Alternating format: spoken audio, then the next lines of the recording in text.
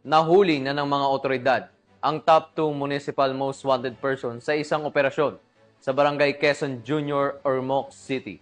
Ang detalye ng balita mula kay Patrolwoman Cristel Palafox.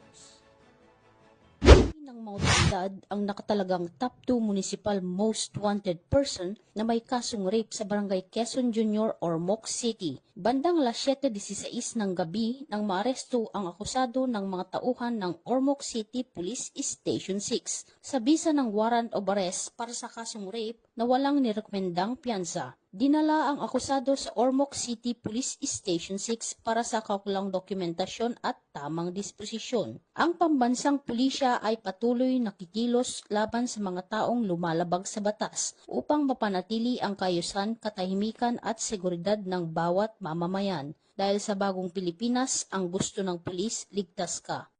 Mula dito sa Eastern Visayas, ako ang inyong PNN correspondent, Patrolwoman Palafox, alagad ng batas, tagataguyod ng Balitang Pulis.